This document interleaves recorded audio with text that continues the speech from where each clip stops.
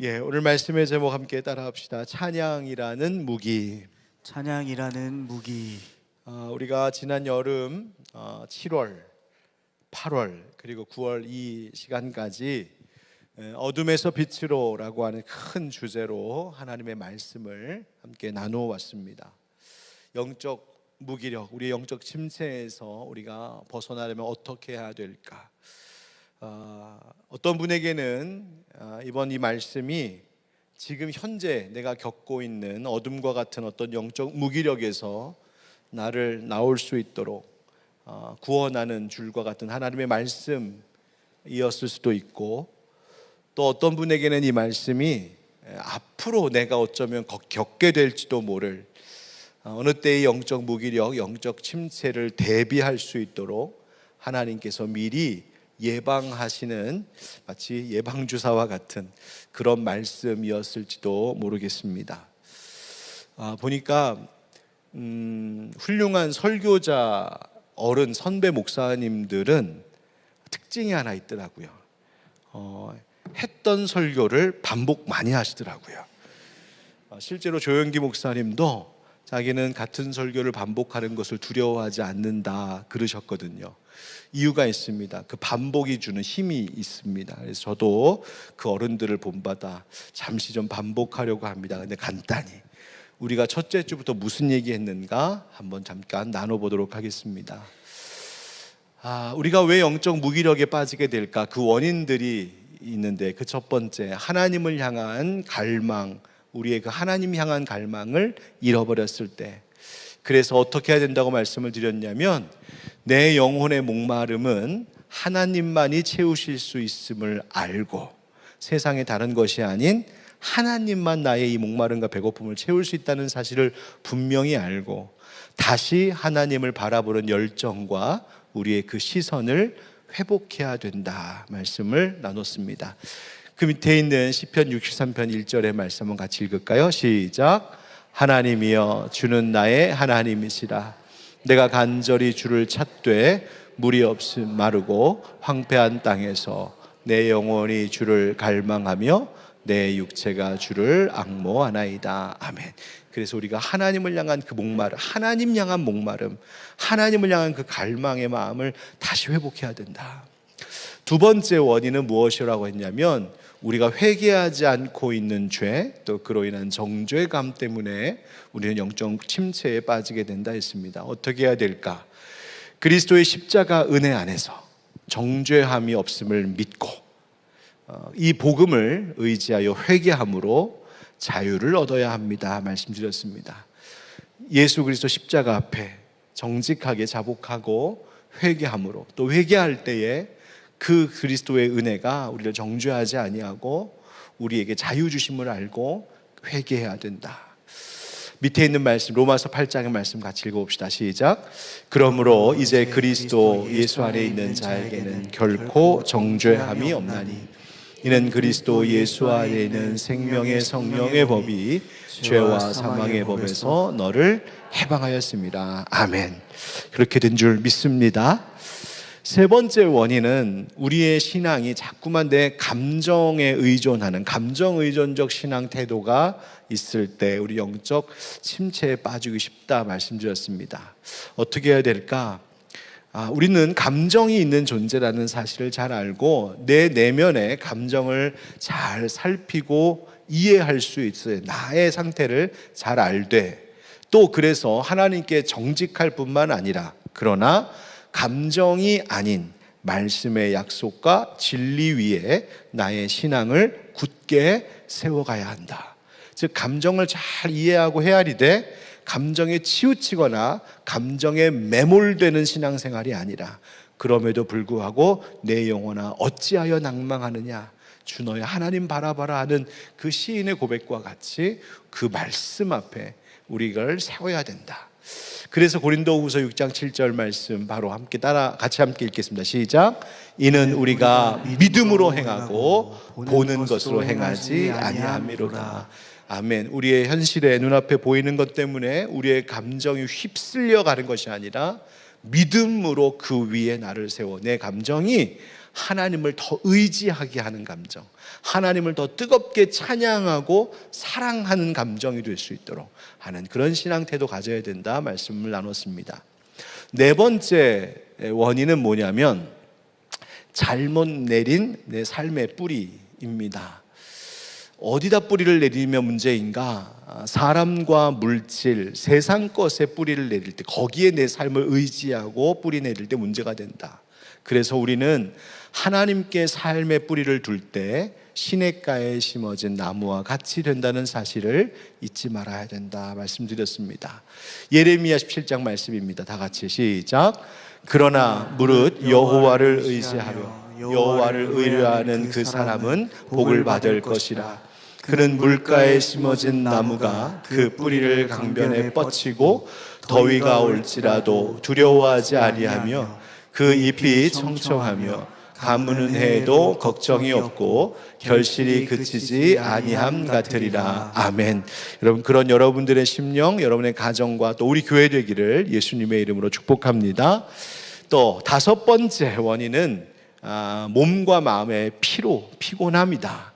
왜? 우리가 전인적 존재, 영혼과 육신이 분리되어 있지 않고 우리는 이 영혼과 육신이 연결된 전인적, 통전적 존재이기 때문이다. 그래서 그런 우리 존재의 특성을 잘 알고 그러기에 쉼과 안식을 통한 영적 회복이 필요하다. 그래서 특별히 그 회복이라고 하는 것이 그저 세상적으로 그냥 즐기고 그저 아무것도 안 하고 있으면 되는 것이 아니라 하나님의 무엇? 공급하시는, 하나님 공급하시는 것을 나를 채울 때에 내가 회복이 된다 말씀을 드렸죠. 그래서 그 엘리야 선지자의 이야기를 함께 나누었었습니다. 열왕기상 19장 7절 8절 같이 읽을까요? 시작. 여호와의 천사가 또 다시 와서 어루만지며 이르되 일어나 먹으라. 내가 갈 길을 다 가지 못할까 하노라 하는지라. 이에 일어나 먹고 마시고 그 음식물의 힘을 의지하여 40주 40야를 가서 하나님의 산 호렙에 이르니라. 아멘. 낙심하고 실망하고 영적인 침체 가운데 빠져 있었던 그 선지자, 그 하나님의 일꾼에게 주께서 어루만져 주시고 먹을 것을 주실 뿐만 아니라 새 힘을 불어넣어 주셨던 하나님, 우리를 하나님이 써먹는 그냥 도구로 우리를 생각하시는 것이 아니라 그 전에 우리를 하나님의 귀한 자녀로 여기시는 우리 하나님의 그 선하심을 기억하며 하나님 안에서 늘 쉼과 또 회복을 누리는 우리가 되길 간절히 소망합니다. 여섯 번째 원인, 우리의 생활의 태도가 나 중심적이고 내 연민에 빠질 때 우리는 영적 침체에 쉽게 빠진다 했습니다. 어떻게 해야 될까? 자기 자신에게 갇혀있는 삶이 아니라 하나님 관점으로 나와 세상을 바라보는 것, 즉 나의 인생을 바라보고 세상을 바라볼 때 내 관점, 인간의 관점이 아니라 하나님이 나를 어떻게 보고 하나님이 이 세상을 어떻게 바라보는가 하는 시선을 가져야 하고, 그 다음 하나님과 타인을 위한 삶, 그러니까 나만 위한 삶이 아니라, 나 중심의 삶이 아니라 먼저는 하나님을 위해 그리고 이웃의 연약한 자들을 위한 삶의 방식이어야 된다 했습니다. 이사야 58장 말씀 다 같이 시작. 줄인 자에게 내 심정이 동하며 괴로워하는 자의 심정을 만족하게 하면 내 빛의 흑암 중에서 떠올라 내 어둠이 낮과 같이 될 것이며 여호와가 너를 항상 인도하여 메마른 곳에서도 내 영혼을 만족하게 하며 내 뼈를 견고하게 하리니 너는 물낸 동산 같겠고 물이 끊어지지 아니하는 샘 같을 것이라. 아멘. 그런 우리가 되기를 축복합니다. 또 일곱 번째 원인으로는 공동체와의 단절, 즉 외롭게 그냥 홀로 신앙생활하는 그런 모습에 대해서 말씀을 드렸습니다. 어떻게 될까? 하나님께서 공동체 안에 관계를 통하여 나를 돌보심을 기억하며, 즉 하나님이 나를 돌보시고 때로는 나를 양육하여 성장시키실 때 어떻게 하시는가? 바로 이 공동체 안에서 다른 사람들의 손길을 통하여 우리를 돌보시고 우리를 세우신다는 거예요. 그래서 관계가 중요하다는 겁니다. 그래서 믿음의 동반자들과 함께 이 신앙의 길을 걷고 서로 붙들어주는 우리가 되어야 한다. 그래서 공동체가 중요하다. 교회가 중요하고 목장과 같은 소그룹이 중요하다 말씀드렸습니다. 전도서 4장 말씀입니다. 시작. 또 두 사람이 함께 누우면 따뜻하거니와 한 사람이면 어찌 따뜻하랴. 한 사람이면 패하겠거니와 두 사람이면 맞설 수 있나니 세 겹줄은 쉽게 끊어지지 아니하느니라. 아멘. 여덟 번째입니다. 여덟 번째는 자 이제 벌써 이제 비염이 왔어요. 벌써. 여덟 번째는 오늘 현실의 문제이죠. 오늘 먹고 사는 문제, 현실적인 문제 때문에 절망하기도 하고 내일 또 어떻게 살아가야 되는가에 대한 그런 불안함. 그런데 어떻게 해야 될까? 예수님이 약속하신 말씀 또 들려주신 말씀 기억하면서 오늘 먹이시고 입히시는 하나님, 공급하시는 하나님을 의지하고 내일을 또한 예비하고 계신 하나님을 신뢰하여서 염려하지 아니하고 내일 염려는 내일에 맡기고 하나님 나라와 의를 먼저 구하는 삶이 되어야 한다 했습니다. 마태복음 6장 예수님의 말씀 같이 읽어볼까요? 시작. 그런즉 너희는 먼저 그의 나라와 그의 의를 구하라. 그리하면 이 모든 것을 너희에게 더하시리라. 그러므로 내일 일을 위하여 염려하지 말라. 내일 일은 내일이 염려할 것이요 한날의 괴로움은 그날로 족하니라. 아멘. 그 다음 지난주에 나눴던 마지막 원인은 영적인 공격과 싸움. 앞에 이야기했던 8가지 모든 것들이 우리를 영적인 무기력에 빠지게 하는 원인들이 되는데 사단은 그 모든 것들을 이용하여서 바로 그 틈을 타고 우리에게 들어와 뭘 하느냐? 하나님 신뢰하는 것들을 무너뜨리고 하나님께 순종하지 못하게 하고 하나님 안에서 자유하고 하나님 안에서 기뻐하고 감사하는 것을 하지 못하게 하나님과 우리의 관계를 끊어버리려고 사단은 끊임없이 우는 사자와 같이 공격해 온다는 것이죠. 어떻게 해야 될까? 바로 우리의 이 싸움이 바로 마귀를 대적하는 영적 싸움이라는 사실을 잊지 말고 영적 싸움은 영적인 무기로 방비하고 싸워야 되죠. 그래서 하나님이 주신 하나님의 전신갑주로 철저히 우리를 무장해야 한다 말씀드렸습니다. 에베소서 6장 말씀 같이 읽겠습니다. 시작. 우리의 씨름은 혈과 육을 상대하는 것이 아니요 통치자들과 권세들과 이 어둠의 세상 주관자들과 하늘에 있는 악의 영들을 상대함이라. 그러므로 하나님의 전신갑주를 취하라. 이는 악한 날에 너희가 능히 대적하고 모든 일을 행한 후에 서기 위함이라. 아멘. 여러분, 오늘도 하나님의 전신갑주로 우리를 철저히 잘 무장하고 방비하여서 사단에 대하여서는 대적하며 오늘 우리에게 허락하신 이 삶의 자리를 잘 지키며 굳게 설 수 있는 저와 여러분, 우리 하늘빛 광성교회 모든 권속 되시기를 예수님의 이름으로 축원드립니다. 여러분, 이런 것들이 바로 앞에서 우리가 한번 쭉 살펴본 이와 같은 것들이 우리를 연약하게도 하고 그런 틈을 타서 악한 영들이 우리를 무력해지도록 공격해 오기도 합니다. 여러분, 앞으로 혹 또 영적으로 우리가 무력해지고 침체될 때에 혹 이런 원인들 가운데 어떤 것이 지금 나를 이렇게 연약하게 하는가 우리 자신을 좀 돌아볼 줄 알고 그에 대한 하나님의 위로 또 깨우쳐 주시는 말씀, 약속의 말씀을 붙들고 그것을 의지하여 모든 어둠과 같은 영적 무기력, 심체를 잘 이겨나갈 수 있는 그렇게 힘 있는 우리 능력 있는 우리 하늘빛 광성교회 모든 성도들 되시기를 예수님의 이름으로 축원드립니다.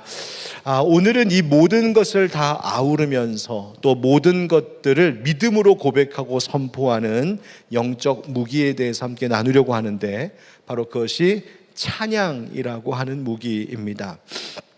여러분, 찬양이 영적으로 우리를 일으키고 또 영적인 전쟁 가운데에서 우리를 싸워 이기게 하는 힘이라는 바로 그 말씀입니다. 찬양이 정말 그런 영적인 능력이 있고 영적 싸움에서 승리케 하는 무기임이 확실한가? 그것을 증거하는 성경의 대표적인 사건들을 뽑자면 구약에서 하나, 신약에서 하나 뽑을 수 있을 것 같습니다. 여러분 잘 아시는 말씀이에요.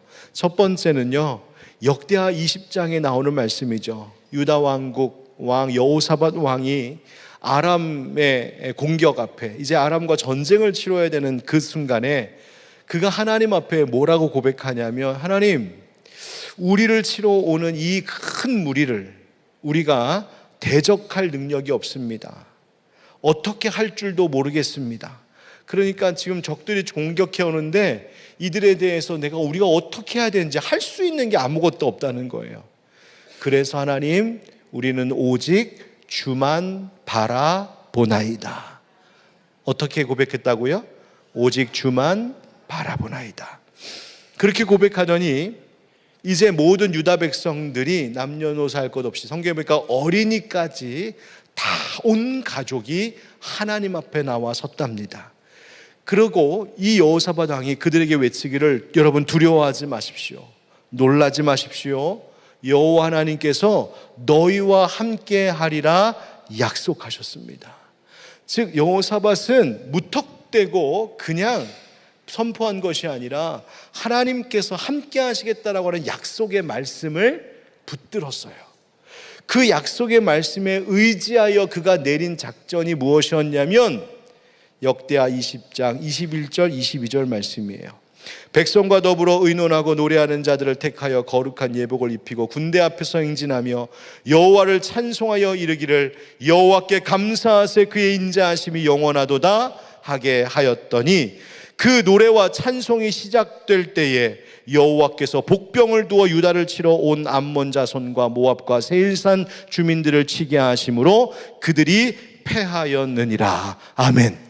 즉 하나님의 말씀의 약속에 의지하여 그 약속을 믿고 앞에 전쟁에 능한 군사들이나 무서운 무기를 앞세운 것 아니라 찬양대 옷 잘 입고 하나님은 열심으로 찬양하는 자들을 세우고 그 뒤에 백성들이 함께 찬양하며 따를 때에 찬양 소리가 하도 커서 놀라서 적들이 도망간 게 아니라 찬양하기 시작할 때에 하나님이 움직이기 시작하셨다는 거예요.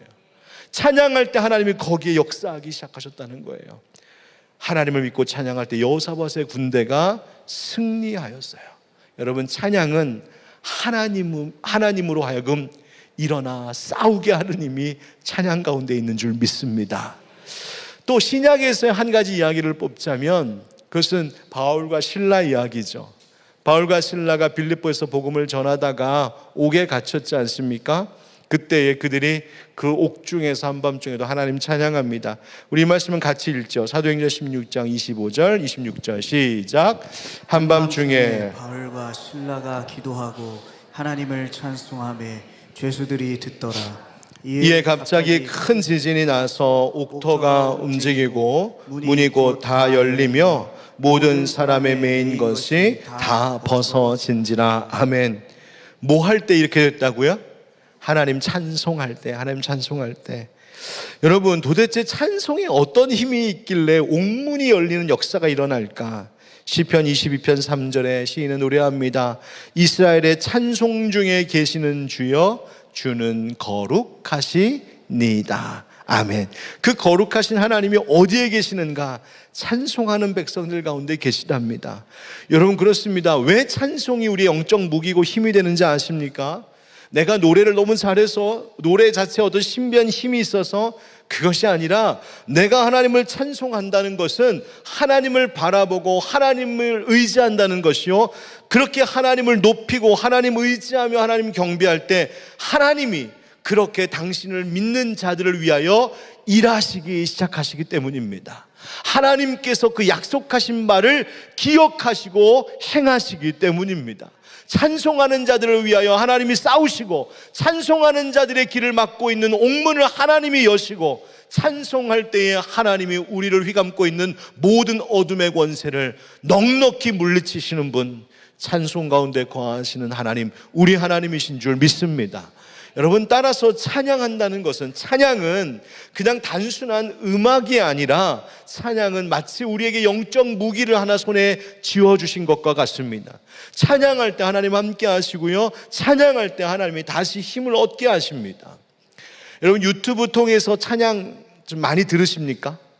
요즘 너무 좋죠. 요즘 유튜브만 뜨면 뭐 찬양이 얼마나 많이 잘 나오는지, 무슨 찬양 들어야 될지 모를 때는 뭐 CCM 베스트 100 뭐 이런 거 누르면 막 요즘에 많이 부르는 찬양 100곡이 막 연달아 막 나오기도 하고 하여튼 너무 좋습니다. 자, 그런데 제가 가끔 보다 보면 그 유튜브 이렇게 찬양 영상 밑에 댓글들이 달려요. 그러면 그 찬양을 듣다가 은혜 받은 사람들이 이렇게 댓글 다는 걸 가끔 볼 때가 있거든요.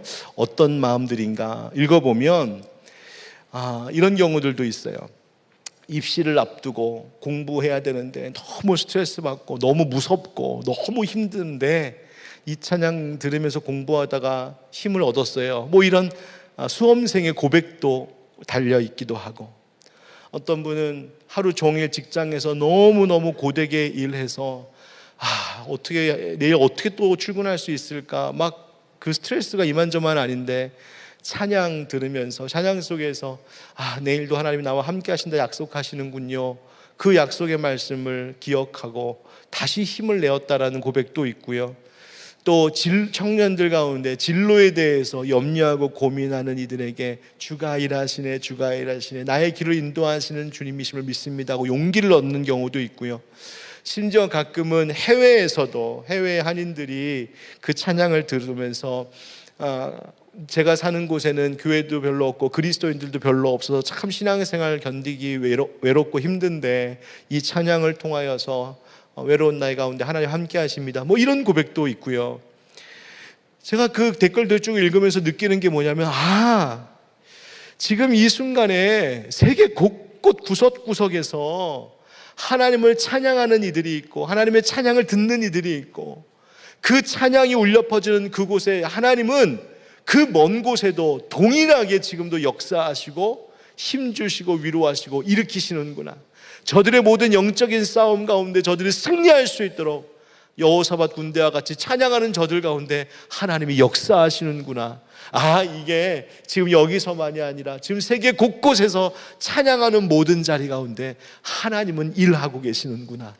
제가 그거 보면서 실시간으로 막 느낄 수 있었어요. 여러분, 오늘도 우리 함께 찬양할 때 하나님 우리와 함께 하실 줄 믿습니다. 그러면 찬양할 이유가 뭔가? 찬양할 이유가 우리에게 있는가? 찬양의 힘이 도대체 뭔가? 오늘 함께 읽은 시편 149편에서 뭐라고 말하는지 잠깐 좀 나누겠습니다. 첫 번째 한번 따라하겠습니다. 어떤 상황에서도 찬양할 이유가 있습니다. 어떤 상황에서도 찬양할 이유가 있습니다. 오늘 1절 말씀에 보면 뭐라고 시작하느냐? 할렐루야, 새 노래로 여호와께 노래하라. 이 시편 뒷부분에 있는 시들은 소위 찬송시, 할렐루야 시편이라고 해서 앞뒤에 할렐루야라고 하는 선언으로 그 노래가 이어집니다. 그런데 할렐루야, 새 노래로 여호와께 노래하라, 이것은 새 노래라고 하는 것은 뭐 새로 나온 신곡을 이야기하는 것이 아니고 늘 그 마음이 주님께서 주신 그 새로운 은혜의 기쁨, 그 새로운 마음으로 하나님을 찬양할 것을 이야기합니다. 성도의 모임 가운데에서 찬양하고 즐거워하라죠. 주를 믿는 성도들이 함께 모일 때 그 모임은 찬양의 모임이어야 한다는 거예요. 그러면 왜 찬양하라고 할까? 왜? 뭘 가지고? 무슨 좋은 일이 있길래? 무슨 즐거운 일이 있길래? 2절부터 4절의 말씀이 이렇습니다. 이스라엘은 자기를 지으신 이로 말미암아 즐거워하며 시온의 주민은 그들의 왕으로 말미암아 즐거워할지어다. 춤추며 그의 이름을 찬양하며 소구와 수금으로 그를 찬양할지어다. 여호와께서는 자기 백성을 기뻐하시며 겸손한 자를 구원으로 아름답게 하심이로다. 아멘. 2절에 먼저 뭐라고 말하냐면 자기를 지으신 이로 말미암아 즐거워하며 찬양하라고 합니다. 즉 하나님께서 나를 지으셨다는 사실만으로도, 내가 지금 존재하고 있다는 것만으로도 하나님을 찬양할 이유가 된다는 것이에요. 내가 거울을 봤는데 지금 거울에 비친 내 모습이 어떻든 상관없이 내가 지금 존재하고 있는 그것만으로도 하나님 나를 지으셨으니 여전히 찬양할 이유가 있다. 또 2절 하반절에 보면 시온의 주민은 그들의 왕으로 말미암아 즐거워할지어다. 즉 왕, 하나님께서 나를 다스리시고 나를 보호하시고 계시기 때문에 찬양하랍니다. 즉 누구 때문에 지금 찬양하고 즐거워하라라고 말하고 있냐면 나를 지으신 하나님 때문에, 나를 다스리시고 보호하시는 하나님 때문에 하나님 찬양하라는 거예요. 또 4절에도 보면 여호와께서 자기 백성을 기뻐하시며 겸손한 자를 구원으로 아름답게 하신다. 하나님이 우리를 기뻐 받아주신다. 내가 어떤 형편이든지 내가 어떤 모습이든지 있는 모습 그대로 받아주시는 하나님, 있는 모습 그대로 받아주시는 하나님. 여러분 이 찬양하세요. 내 모습 이대로 주 받으옵소서. 여러분 이 찬양이 어떻게 지어진지 아십니까? 그 유명한 복음 전도자 무디가 어느 집회에서 막 복음을 전하고 있는데 저 회중석에 앉아 있었던 어떤 한 소녀가 갑자기 펄떡 일어나서 이렇게 물었대요. 나 같은 사람도 하나님 받아주시나요? 저 같은 아이도, 저 같은 사람도 하나님이 그냥 있는 모습 그대로 받아주실까요? 그때 무디가 물론이죠. 돌아온 탕자를 안아준 아버지와 같이 얼마든지. 그때 이 아이가 너무 기뻐서 앞으로 막 달려와 무디에게 폭 안겼대요. 그때 그 모습을 딱 보고 있었던 그 무디의 동역자 중에 하나가 그 모습을 찬송시로 쓰고, 무디와 항상 함께 동역했던 찬양사역자 쉔키가 그 모습을 가지고 지은 찬양이 바로 내 모습 이대로 주 받으옵소서. 나의 모습 그대로. 그러니까 지금 찬양할 이유가 무엇이라고 성경은 계속 말하고 있냐면 나의 지금의 형편이 너무너무 좋아서 즐거워하라는 것도 아니고 세상의 어떤 일 때문에 너희가 찬양해야 되지 않느냐라고 말하는 것도 아니고 그저 나를 지으시고 다스리시고 있는 모습 그대로 받아주시고 나를 구원하시는 그 하나님 때문에, 그 하나님은 변치 않으시니 어떠한 삶의 상황과 형편 속에서도 여전히 우리에게는 찬양할 이유가 있다는 거예요. 여러분 이런 찬양은 아십니까? 나의 노래가 되시는 하나님을 내가 종일토록 찬양함은 그가 나를 사랑하시기 때문에, 나를 사랑하시기 때문에, 그죠? 내가 그를 먼저 사랑한 것 아니요, 나를 그가 먼저 사랑하시고 그의 사랑은 영원토록 변치 않아서 나를 사랑하시니 내가 가장 좋은 것으로 그에게 드리고 싶어라. 나를 그냥 사랑해 주신, 나 있는 모습 그대로 사랑해 주신 바로 그분 때문에, 나를 지으시고 건지시고 나를 다스려 보호해 주시는 그 하나님 때문에 나는 여전히 찬양할 이유가 있다는 거예요. 요한 웨슬리, 감리교회 창시자 요한 웨슬리의 형제 찰스 웨슬리, 그는 찬양 사역자. 그래서 우리 찬송가에도 찰스 웨슬리가 지은 찬송이 많거든요. 여러분 그 찬송 중에 하나, 만입이 내게 있으면 그 입 다 가지고 할 때 그 여러분 만입이 뭔지 아세요? 그냥 부르셨어요? 영어로 하면 for 1,000 tongues to sing my great Redeemer's praise. 여기서는 1,000 tongues 그런데 뭐냐면 tongue은 혀, 입, 말, 수천의 입이 있다고. 즉 내게 입이 한 수천 개가 달려 있어도 나는 그 입을 다 동원하여서 하나님만 찬양할 거라는 거예요. 근데 우리 말로 번역될 때 우리는 몇 천 가지 안 되겠다. 그리고 천입이라고 안 그러고 만입이라고 한 거예요. 만입이 내게 있으면, 내게 하나님 입이 1,000개 있으면 1,000개 다 해서, 10,000개 있으면 10,000개 다 하여서 난 하나님 찬양할 거예요. 내 형편과 상황이 어떻든지 나는 하나님 찬양합니다. 여러분 그 찬양 가운데 하나님의 능력이 나타나는 줄 믿습니다. 두 번째 따라합시다. 찬양은 모든 일상을 아름답고 복되게 합니다. 찬양은 모든 일상을 아름답고 복되게 합니다. 여러분 앞서 시인이요 성도들의 모임에서 찬양하라고 말했어요. 그것은 공적인 찬양을 이야기하는 거겠죠. 성도들의 모임, 회중 속에서. 그런데 5절은 이렇게 되어 있습니다. 5절 같이 읽어볼까요? 시작. 성도들은 영광 중에 즐거워하며 그들의 침상에서 기쁨으로 노래할지어다. 아멘. 여러분, 침상은 공적인 자리예요? 사적인 자리예요? 사적인 자리죠. 개인적인 자리. 밤중에 있는, 나만 있는 자리. 여러분, 침상에서 여러분의 마음은 어떠십니까? 어쩌면 침상 가운데에서 오늘 있었던 좋은 일 때문에 너무 기뻐갖고 하나님을 향한 기쁨의 찬송과 감사가 절로 나오는 침상일 수도 있을 거예요. 그런데 꼭 그렇게만 하겠습니까? 어느 날 밤중에 그 침상은 기쁜 일만 있는 자리가 아니라 하염없이 눈물이 쏟아지는 그런 침상일 수도 있을 거예요. 견디지 못할 만큼 너무너무 아픔이 큰 그 자리, 너무 괴로워서 잠도 이룰 수 없는 그 괴롭고 두렵고 또 내일이 염려가 돼서 잠이 오지 않는 그 침상.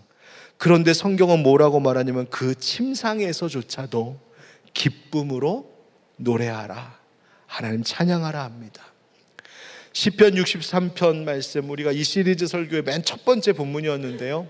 시편 63편 말씀은 다윗이 유다 광야에 있을 때에, 왜 유다 광야에 있었을까? 사울에게 쫓겨다닐 때 아니었으면, 아니면 아들 압살롬이 반란을 일으켰을 때였을 것으로 봅니다.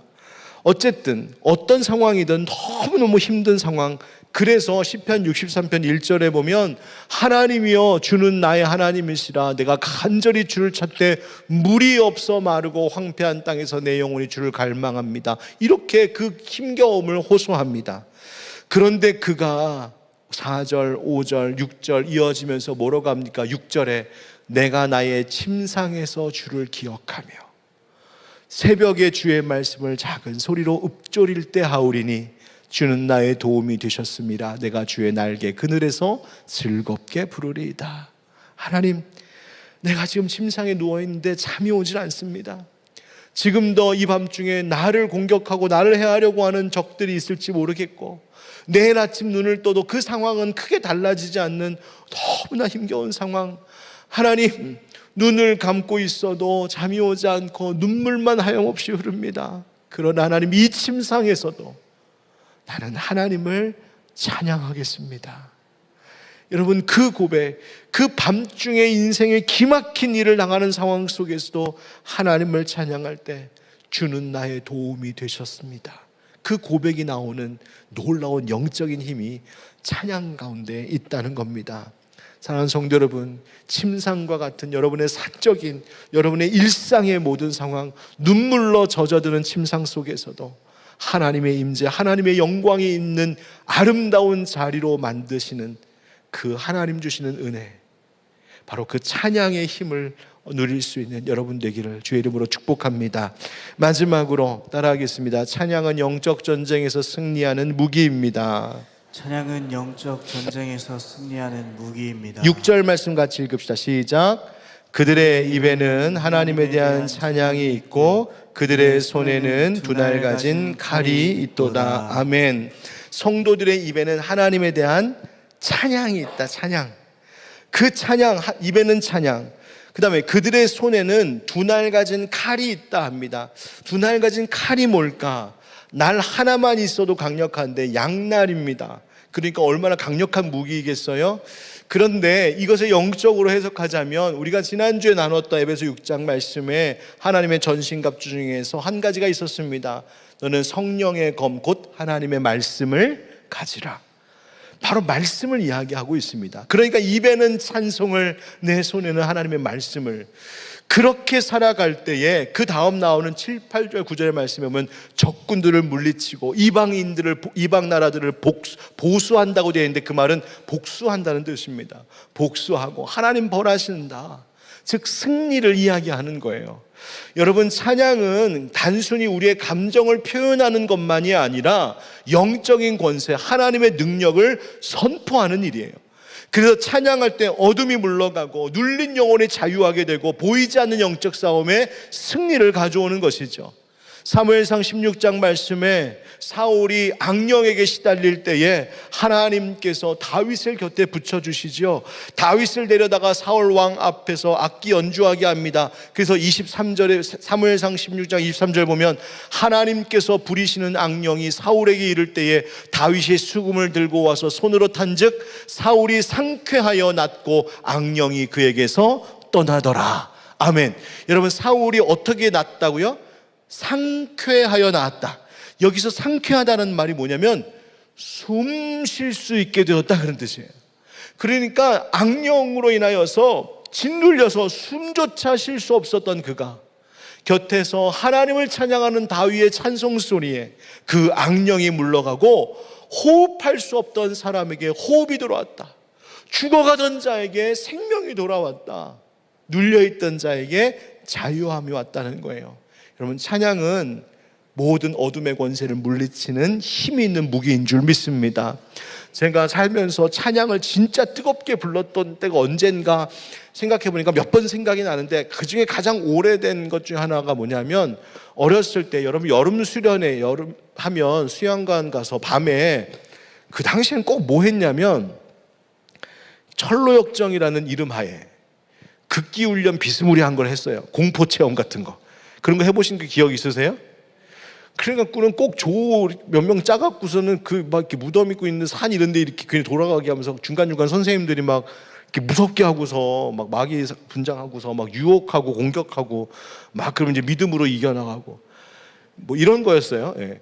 막 얼마나 무서웠는지 친구들하고 얼마나 무서운지 찬양을 그렇게 뜨겁게 했답니다. 예수 이름으로, 예수 이름으로. 그 기억이 나요. 그거 생각해보면 하나님 그때 얼마나 우리를 귀엽게 이쁘게 보셨을까 싶은데, 여러분, 우리가 뭐 또 그런 극기훈련 공포처럼 이런 거 하면 살지는 않겠지만 인생길이 그럴 때가 있잖아요. 인생길이 어떻게 가야 되나 싶은 순간들이 있잖아요. 여러분, 그런데 그때 찬양이 그 모든 어둠의 권세를 물리치는 강력한 무기가 되는 줄 믿습니다.